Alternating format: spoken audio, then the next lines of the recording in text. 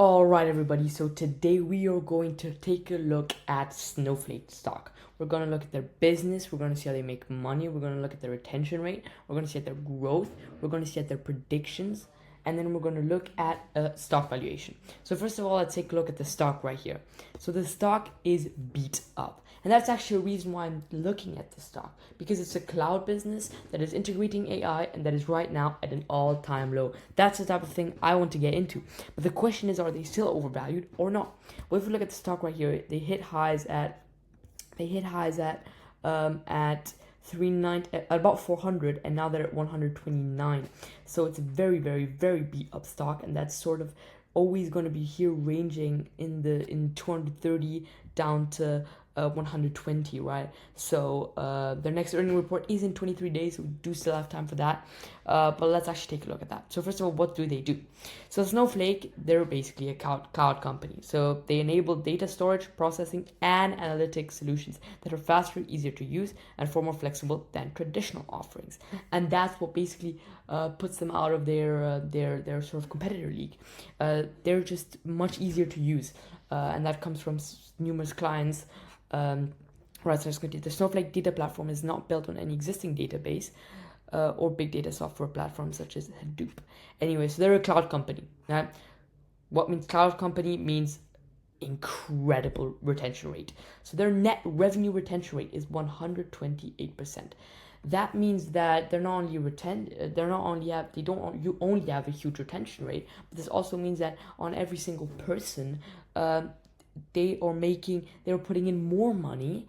They're putting in more money than they have before, meaning that even if they don't get new clients, this will mean that they'll still be growing at 28% year on year, which is incredible. So let's look at their earnings graph right here. Obviously this doesn't say a lot, but so that right here is 32.85%. And as we can see in the last 4 quarters, they've always been steady at 32.8%, 32, 33%, which means that they're not really slowing down. Yes, as we can see, their Q1 financial highlights: growth at scale 34%, with an expansion within existing customers, 128 net dollar retention rate, meaning that they don't really get that much more customers. It's mainly the customers in the business that are investing more money. They have a large customer momentum, and their product gross margin, is 77%. That's actually quite good. Anyway, let's look at their losses. So they're losing a lot of money. Keep in mind, it's a stock that is owned by Warren Buffett, and he's still in it. But it scares me. They're losing $1 billion per year right now. That is hurtful for a market cap that's at I think it's at 60.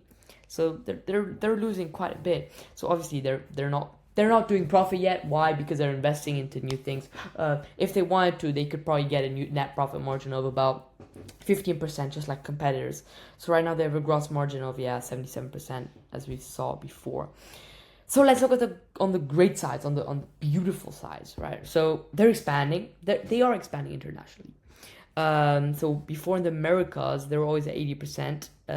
Now they're sort of going a little bit into Europe, even though it's not really true, because they've always been at 15-16%. So actually, they're not really expanding internationally. Still, majorly, it's America, their main business attraction, and where they make business in. So that is something as well that I don't understand this graphic right here. So it's just, if you look at it, it's just staying the same. So they're not really expanding internationally over the last quarters. Right.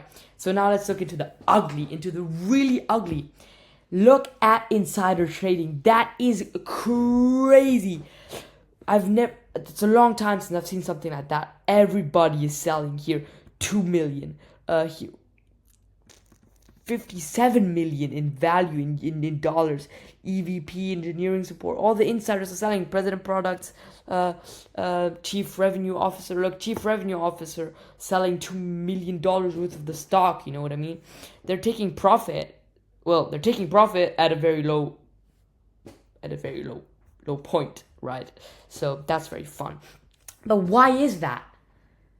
it means they know something. And if you look right now at their fiscal 2025 guidance, that's where it gets ugly.